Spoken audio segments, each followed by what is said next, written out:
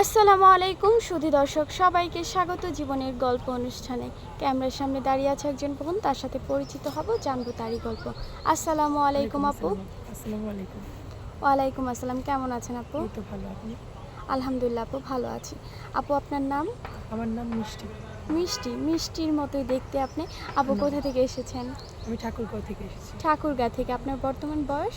24। 24 বছর। মাশাআল্লাহ, আপনি দেখতে অনেক লম্বা চূড়া। আপনার উচ্চতা কত? 5 ফুট 7। 5 ফুট 7। আপু ভাই, আমার মা ছোটবেলায় মারা গেছে, তো বাবা আবার বিয়ে করেছে, ওই সংসারে 2টা ভাই আছে। আপনার মা যখন মারা যায় তখন আপনার বয়স কত ছিল? তখন আমার বয়স 5 বছর ছিল। 5 বছর, খুব ছোট। তাহলে যাওয়ার পর বাবা বিয়ে করেছে, বুঝেনি তো, বা মা যদি মারা যায় বাবা আবার বিয়ে করে তাহলে বাবা তালুক হয়ে যায়। তো আমারও এরকম কষ্টে জীবন গেছে। আমি অনেক লাথি উষ্টা খেয়ে বড় হয়েছি। যেমন কুকুর বিলাই যেমন লাথি উষ্টা খেয়ে বড় হয়, তেমনই রাস্তাঘাটে তেমন আমিও হয়েছি। আমার চাচা ছিল, চাচা চাচি পাড়া প্রতিবেশী অনেকেই আমাকে অনেক সাহায্য করেছে। যেহেতু মামারা মেয়ে, আশেপাশে থেকে একটা সিম্প্যাথি কাজ করে সবার, তো সবাই আমাকে অনেক সাপোর্ট করেছে। আমি মিথ্যা কথা বলবো না, তাদের অনেক ভালোবাসা পেয়েছি আমি। তো আবার চলছে, এভাবে চলেছে। যখন আমি আবার একটু বুঝের হয়েছি, একটু বড় হয়েছি, তখন লেখাপড়াটাও চালিয়ে গেছি, টিউশনি করে। পড়াশোনা কতটুকু করেছেন? ইন্টার পর্যন্ত। মোটামুটি একটা ভালো লেভেল পর্যন্ত পড়াশোনার সুযোগ পেয়েছেন। যদিও মা হারানোর পরে এতটুকু সুযোগ সবাই পায় না, আপনি পেয়েছেন। আল্লাহর কাছে অশেষ শুকরিয়া। আপু বিয়ে হয়েছে? না আপু, আমি এখনো বিয়ে করিনি। বিয়ে করেনি কেন? বিয়ে করিনি কারণ আপু আমার ছোট থেকে এই পর্যন্ত আমি অনেক লাথি উষ্টা খেয়ে বড় হয়েছি। তো আসছে এখানে, আমার এক বান্ধবী বলছে যে তুই এখানে যা, এখানে সবাই অনেক ভালো। আমার বান্ধবীর নাম শান্তা, তো ওর এখান থেকে বিয়ে হয়েছে, তো এখানে আমাকে পাঠাইছে। ইনশাল্লাহ আমরাও চেষ্টা করবো একজন ভালো মানুষের হাতে যাতে আপনাকে তুলে দিতে পারি। আপু, দেশে থেকে এবং দেশের বাইরে থেকে অনেকেই আপনাকে দেখছে বর্তমানে এই মুহূর্তে। আপু, কেমন ছেলে যাচ্ছেন বিয়ের জন্য?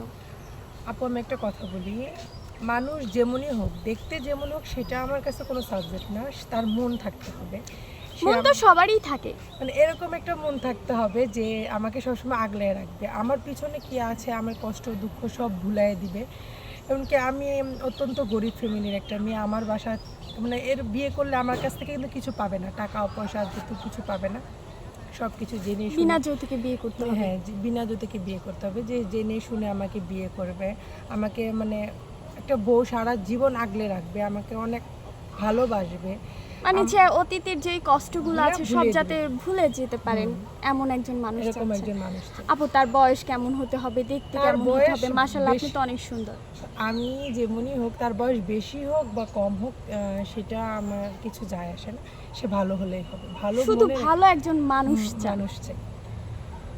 আপু, এমন তো হতে পারে আপনি যেহেতু বয়সকে প্রাধান্য দিচ্ছেন না, যে বয়স কোনো ডাজ নট ম্যাটার। ধরেন একটু অল্প বয়সের হয় কি 30-40 বছর, সমস্যা আছে আপনার? না, কোনো সমস্যা নেই। 30-40 বছর একজন ভাই এত সিঙ্গেল থাকার কথা না, না? তার বউ থাকতে পারে বা বিভিন্ন কারণে বউর সাথে বিচ্ছেদ হতে পারে, বউ মারা যেতে পারে। ওই পরিবারে একটা, যেমন আপনি মা মারা যাওয়ার পর আপনি যেমন আপনার বার কাছে ছিলেন, তারও তো একটা সন্তান থাকতে পারে।